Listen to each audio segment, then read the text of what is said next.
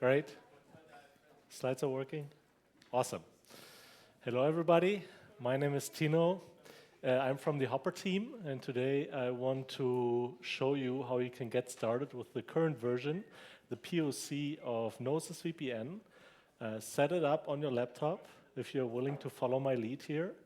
Otherwise, just look at what I'm doing. It's going to be an interactive session, and ultimately get a working VPN connection through the Hopper network going.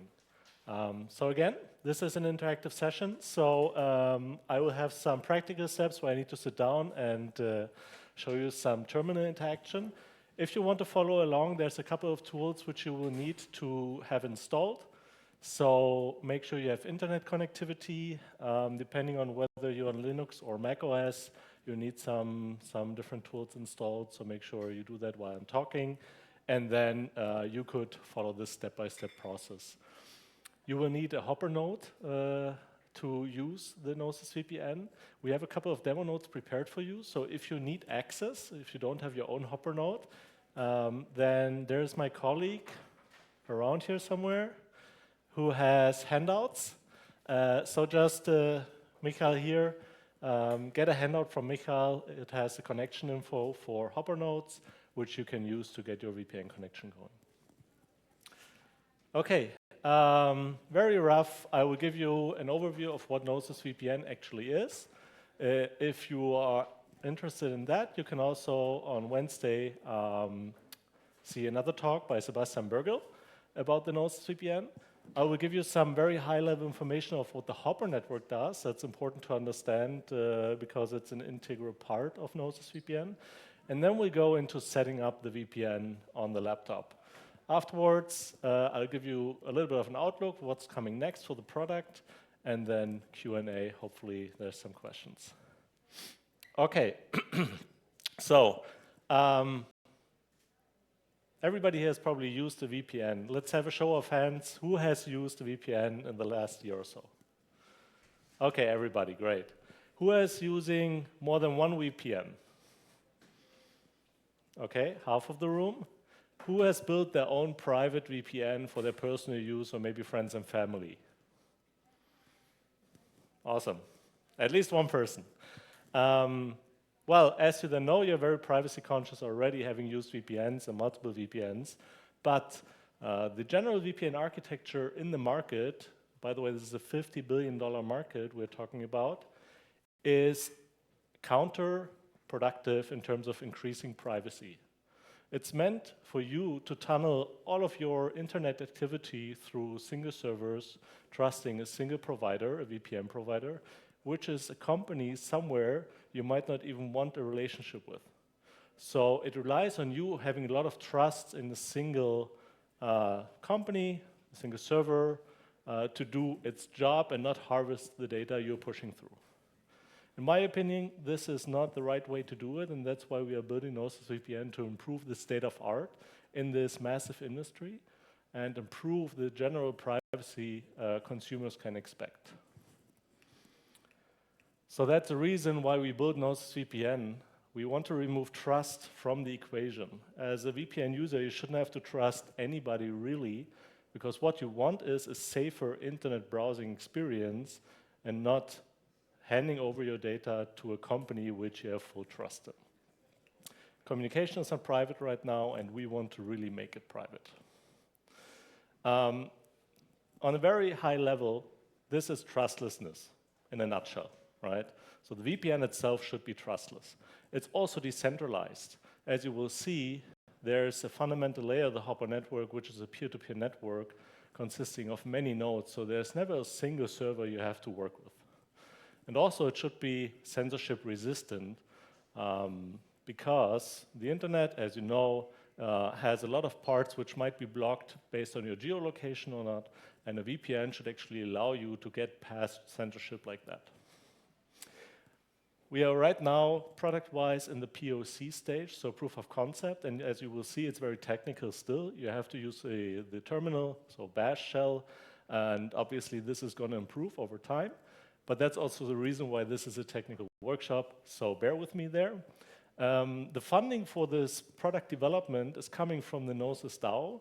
We've had 2 GIPs, one which was already completed, that's GIP 98, and one, the more recent one, is GIP 122, and that covers the development to make this an end consumer product. So moving from highly technical, low level, only developer orientation to being an end consumer product, having UI, a desktop app. If you're interested in that, check out the forum, the GIP, and the details which we've outlined in that. Okay, how do we move from this super centralized, single servers, single trust relationship and architecture to something which is more meaningful? What we are doing is we are putting the Hopper network, which is a decentralized network, on the fundamental lower layer between the client and the server, or the web server you want to access, so the internet web server.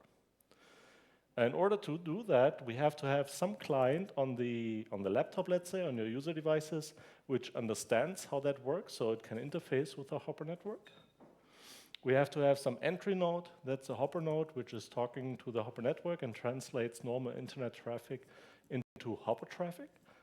And on the other side, there's something called the exit node, which then takes Hopper traffic and translates it back into internet traffic and talks to web servers, websites, and so on. So as you can already see, we've removed this single point of trust and added a decentralized network underneath, which will help you get this trustlessness, this decentralization, censorship resistance. Just to give you a little bit of insight on what the Hopper network does, and this is very high level, really. If you're interested in more details, I'm going to be around and my team as well, so we can give you more details in the next room afterwards. The Hopper network is a mixnet. The idea of a mixnet is that whatever data comes in is being chopped up in small packets, which all look the same size-wise. It's all encrypted, and then it's sent through many different paths through the network. We call that hops. And eventually we'll come to the destination where it's going to be reassembled again. And then you get the final data together. In between, none of these hops which the packets pass through can actually identify what the content is, obviously. That would be detrimental. But also, any adversary who has access to these hops in between can only look at the hop, but cannot really follow the packet flow. The reason why this is important is if you can understand packet flow coming in and out of a system, a server, you can actually understand what is going on, who's communicating with whom. So what we want to do is we want to hide that knowledge. And a single hop is doing what we call mixing. So packets come in, it adds latency, it changes the sequence of packets, and then sends them out again. So when you look at that from a technical perspective, you see packets coming in, and you can never make that relation from a packet coming in to a packet going out. And this is really important to counter any adversarial observation. The second fundamental improvement of what the Hopper network does is it makes it sustainable to run a Hopper node. Every packet which is going through the network is actually incentivized. So you as a Hopper node runner are incentivized to relay packets through the system because you're constantly getting paid for it, per packet. And this is important because otherwise, why would you actually run a node? It has to be sustainable in the long run. It's a decentralized network after all. Okay, so coming to our workshop here, let's assume, just to kind of build the scene a little bit, we're at a conference, your favorite conference like DappCon. You want to have anonymous internet access, so the DappCon organizers provide you access to Hopper nodes and want you to run Node VPN connections and browse the internet over the possibly insecure Wi-Fi here. So this was what we are going to do. We're going to set up the VPN client for you. Now, in step number one, and this is maybe a little bit small for you to see, but this is our original architecture, right? And step number one, you need access to a Hopper node, which you can get from my colleagues. Step number two, we will install the Gnosis VPN client on the client machines. and configure them, the client. Then step number 4 is we're going to establish a VPN connection. So this is already then establishing a fully encrypted VPN tunnel. And step number 5, we're going to browse the web, the ultimate goal. Okay, so we're going to go into the terminal, so you can either copy that or type it out, but you can also follow that link. I put all of the long terminal commands on a web page, so you can just copy paste it and hopefully not have any typing errors. Oh, I need access to Hoppernode as well. Obviously, no cheating here. Okay.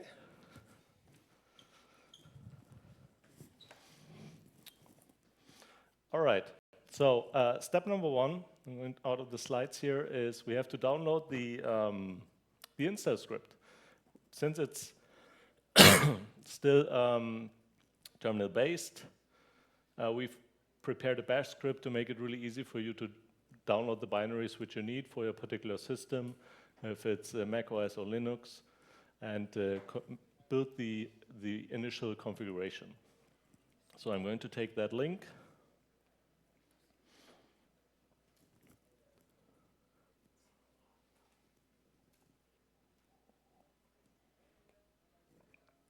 Is that actually readable? Is that better? Okay. So I'm just copy pasting the same command like you would do. I'm downloading the install script. Check what I've downloaded. You should obviously later, you can inspect that. This is a very exhaustive install script. It tries to give you as much information as possible, what's going on, what are the next steps which you should follow. So it's really like a tutorial in itself. And then I'm going to install a particular version. This is just for making sure while the product is being improved, I'm sticking to a version which will work for us. So I tested that version in particular, so we have a working experience. Okay, so the installer gives us a lot of information on what the requirement is, basically what I just mentioned already, so I'm going to skip over a lot of this. And we can just go through the steps by clicking enter. Now I'm being asked, where do I want to install the binaries in the configuration file? This can be anywhere on your machine, obviously. So you can enter any directory. I'm just going to use the default here. So just clicking enter. Then I'm being asked for the Hopper admin interface URL. This is just a convenience feature. So if I already have access to Hoppernode through what we call the admin interface, I can copy paste that URL in here, and the installer will chop it apart and get the right information from it. What you got from us here is the individual pieces of information, so I'm skipping over this part. And now it's actually asking me for the information from our vouchers here. So enter Hopper-D API endpoint. I'm going to copy what I have printed out here.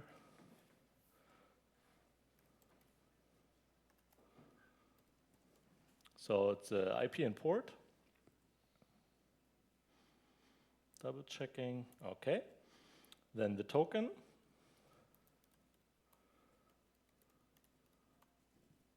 Talk to the API. Okay. And then I have to enter so-called session port. So a Hopper-D node can support many sessions at a time. And as a user, I have to just specify one particular port.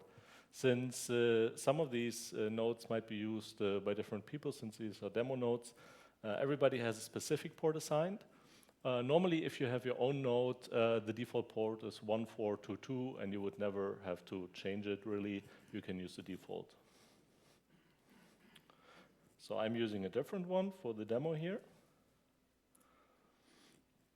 And then it's going to check whether API access is working. It will download the binaries themselves.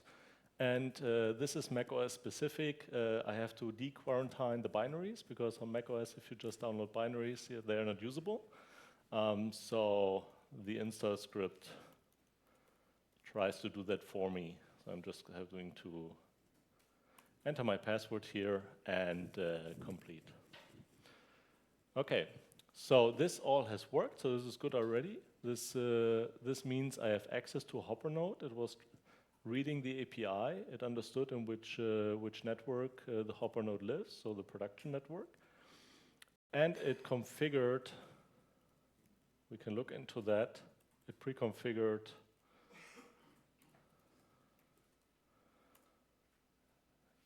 kind of a default configuration for me. So what this configuration shows, and you don't have to really mess with that here, is all of the information which I put in on top. And on the bottom, a set of servers or destinations which I can connect to. And very specifically, this is configured to use one hub. So we are already going through multiple nodes in the network, in the peer-to-peer network. So our packets not only travel from my laptop to the destination node, the exit node, but rather over two nodes in between. And as you can see, this is not IP data or anything. This is peer IDs, so basically a synonym in the Hopper network to address servers or peers. Okay, now I could just follow the commands which the install script has given me here, as you can see here. This would work just fine. I have a little bit shorter variant in our slide deck. So I'm just going to copy paste from the slide deck. Or from here, that's easier. So you could do the same thing.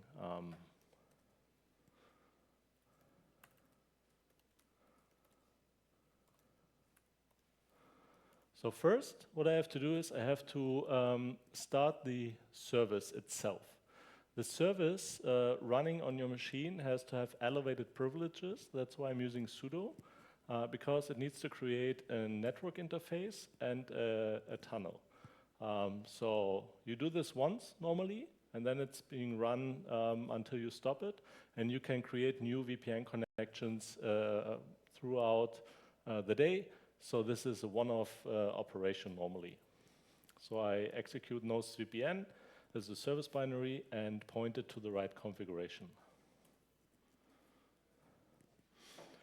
The service will basically do nothing on startup. It will just enter the listening mode and then wait for instructions whether you want to connect to a particular server. So here I have to go into a different terminal and use the second binary which we downloaded, and that's the control binary, right? And this is used to send control commands to the service. So I'm going to use that first to check the status. And since I haven't done anything yet, the status is disconnected, the VPN tunnel is down, but it shows me the different servers which I can use as exit nodes. So here I'm just going to use the one in Germany, copying the peer ID, and then use nose VPN control, connect, and the peer ID. Hit enter, and then we already see on the left-hand side the servers. Jump me up again here. Is then going to try to establish a connection to the server I'm trying to connect to. Let me check the logs here. Seemingly some error. Typical demo. So let me try a different server. Maybe I have a problem accessing that particular server.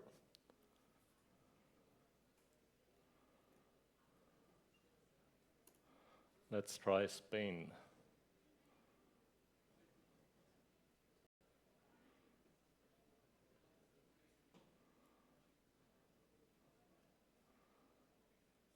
Okay.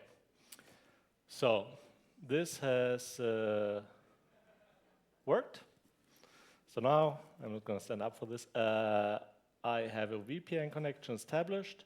So if I check the status again, it tells me I'm connected to a particular peer and my VPN connection is up and running. Great.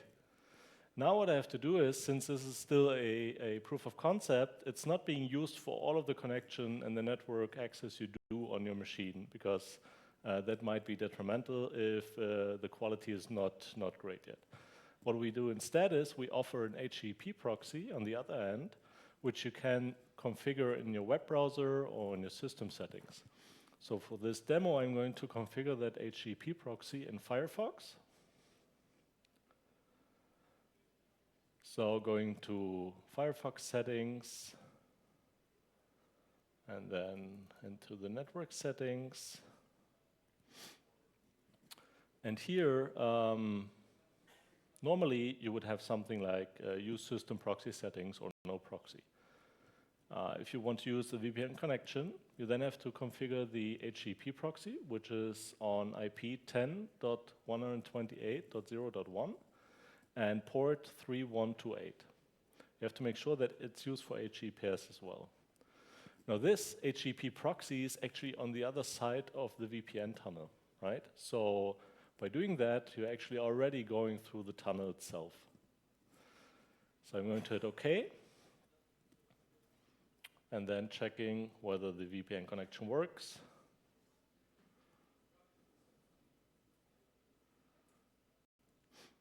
And it's able to load whatismyip.com to test. What I wanted to show here is, and maybe I show it in my other web browser, which is not using the VPN connection. Just reloading that. If I go through the Wi-Fi here, I am being terminated here in Berlin. It's showing me even radial systems, which is our location here. If I go through the VPN connection, which we just established, I'm being terminated in Spain, where that server which I connected to is located. So I can verify that the communication is indeed going out through Spain to the internet, and I can then can continue browsing through that connection and visit websites as normal, right?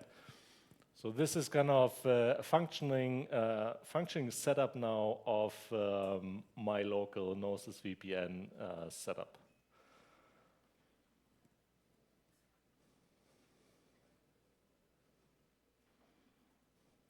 Okay, I'm going to just assume it worked for everybody here, and if it didn't, feel free, just so we don't run out of time, feel free to catch me or my team outside, and we can troubleshoot your setup if it didn't work. Now, I already mentioned it, this is Linux and macOS specific right now. If you are on Windows, it's a little bit more complicated. We don't have a native version yet for Windows, but we have something which you can make work through the Windows Linux subsystem. So just follow this website if you want to try it out. And I certainly would be happy to hear from Windows users who tried this in order to understand what the user requirements are. We can jump over this since it's essentially what we just went through. Okay. I mentioned this is using Hopper underneath.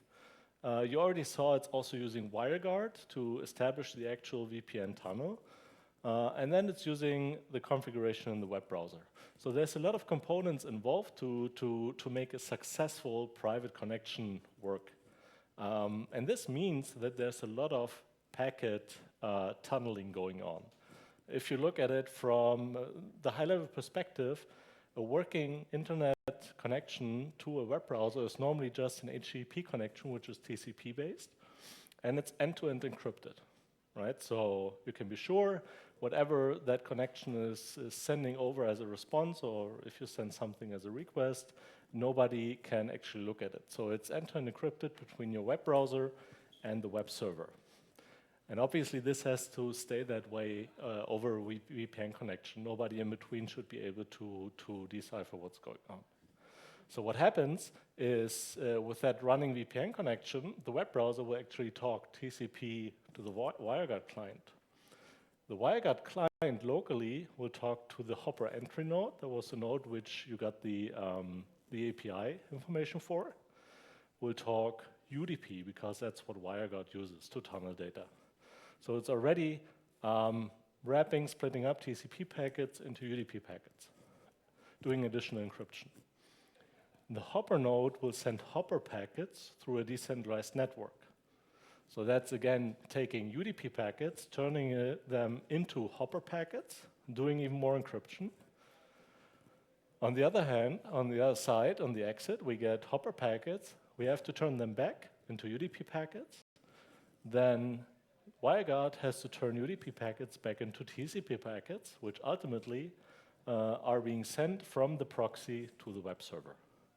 So it's a three-level wrapping and unwrapping of packets from TCP to UDP to whatever the Hopper nodes speak with each other. This can be very complicated. This obviously uses a lot of computation and therefore increases latency, which we use in the end also to improve the privacy of that connection. Okay, so given that we can already establish a working VPN connection over all of this locally, like we saw earlier in the terminal, what are the next steps?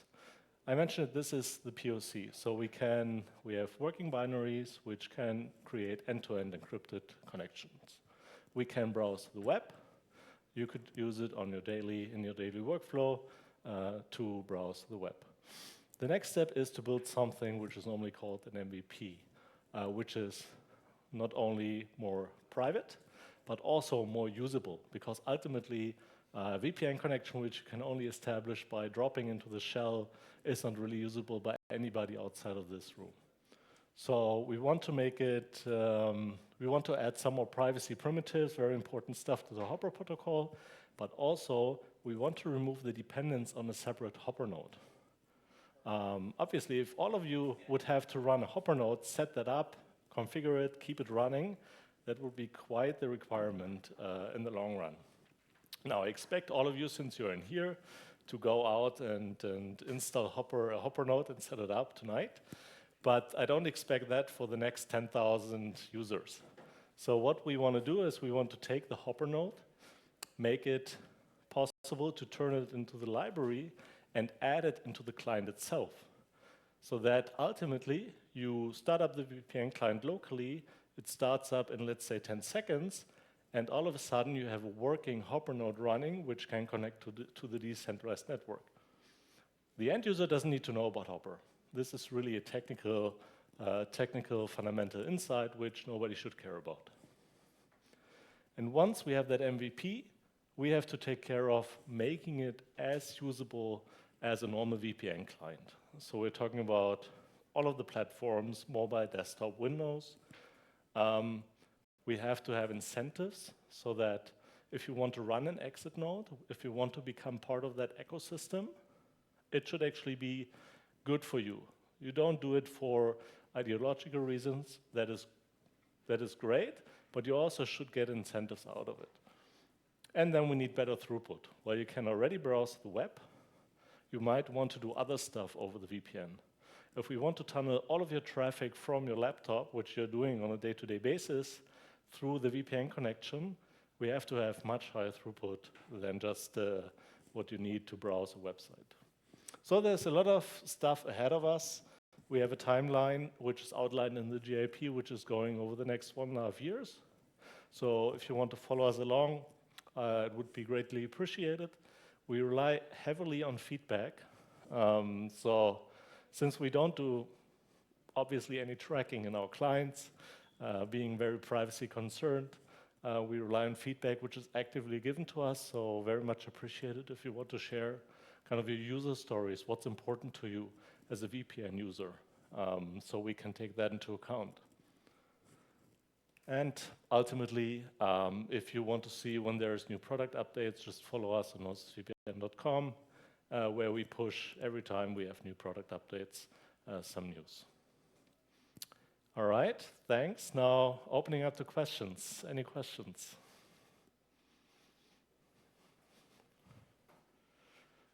I think there's a microphone in the back, maybe. Might be easier. I just came in the last minute, so sorry. Okay. Does it work on IPv6? Because my DS Lite connection at home, I don't have a public IPv4. It should work on IPv6, yeah. Okay, cool. Yeah. Great. Any more questions? Okay, one up front. Can we get the mic? That's fine. Yeah, it's fine. At what step runs the mixing? Because it's a mixnet. Yes. And there is a hopper node, and they Yeah. communicate that. Could you explain, please? Yeah, that's a great question. So the mixing obviously runs within the Hopper network at every step. And the first step is your entry node. So if we go back to that overview, hold on, here. So the first mixing is actually done when the packets are created and are going out of your entry node. Even there, let's say you are making an HTTP request which ends up being 10 Hopper packets, so packet 1 through 10. Even then, we already changed the order, the sequence, and add latency, and send it out through different paths through the network. And this same process, adding latency, changing the sequence, happens on every hop in between. So in our example, it was one hop, so that means there was one node in between which did the relaying, which also did some mixing. And then the packets end up at the exit node, which only puts it back together, right? So there's no mixing involved on the exit node. So it's, if you want to look at it from this example, it was 3 nodes involved, and the first 2 do some mixing.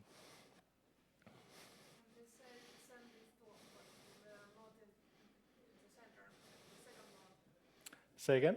They send packages to the second node, or there are some steps of the network? Okay, the question is, do the packets go to the second node or somewhere else, right? I just don't understand. I just didn't understand if when the packages are mixed and sent to different nodes, or how it? Okay. So what I was referring to is the mixing of packets for which you choose a particular path, right? But what happens, obviously, let me go to this one, no, this one. The node, the relay node, in between is not only serving me, it's serving maybe 50 other entry nodes, and on the way back, some other exit nodes. So there's lots of packets coming in from different sources and destinations. And this is all going into that, what we call the mixer, the process which adds latency, which changes sequences. So it's basically mixed up, it's being put into a bowl altogether, and then stuff comes out again. Some packets go a different route because they have different destinations, so that ultimately for somebody looking at it with a high-level network view, it looks like there's random packets coming in from different transport connections, and there's random packets going out. No packet looks the same because of encryption and decryption going on.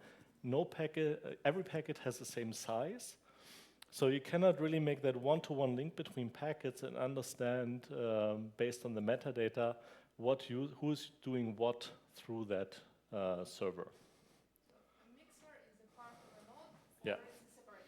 It's in the node. It's like an integral part of the transport pipeline in the node. Yeah.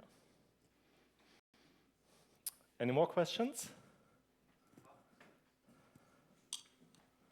How many exit nodes do you have in the Hopper net, or is every Hopper node also an exit node? Also a very good question. So for the Node VPN use case, exit node has to be specific to the VPN use case because it has to understand, it needs to terminate a VPN tunnel, right? Not just talk hopper. So while potentially you could run that sidecar exit server on every hopper node, that is not the case. Right now, only Gnosis runs exit servers. But every hopper node in the network could be used as a relay.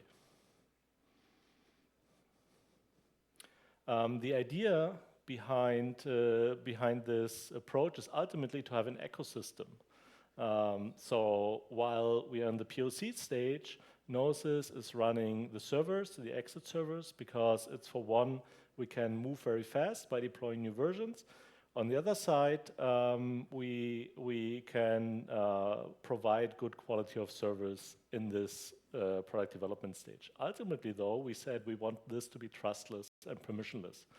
So what we want is to enable everybody to run exit servers, register through some permissionless process, that they are available, given a certain usage pattern they allow.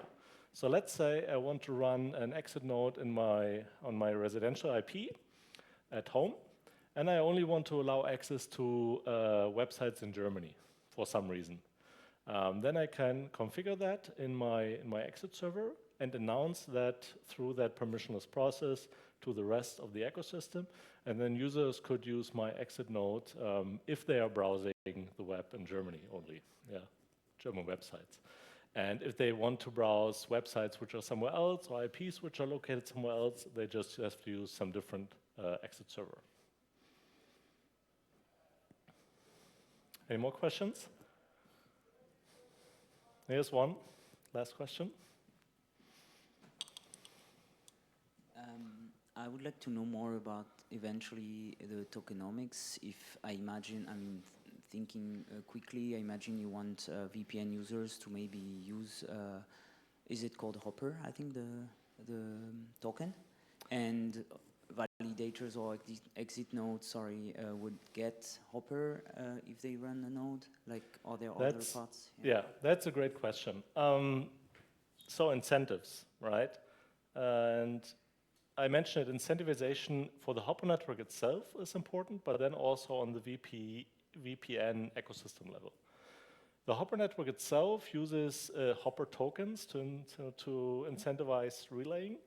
So every packet could be redeemed for Hopper tokens. So when you want to send out packets, you have to pay basically for the packet to be relayed through the network. Now this is on a different layer though than the VPE service work, which is done by the exit servers, right? I cannot give you a full answer yet, so this is kind of the kind of R&D we still have to do. So happy to talk about that afterwards separately. But we have to find a way to incentivize exit servers to do their job, whether this involves Hopper tokens or circles or whatever, I don't know yet. But there needs to be something. Yeah. Any more questions?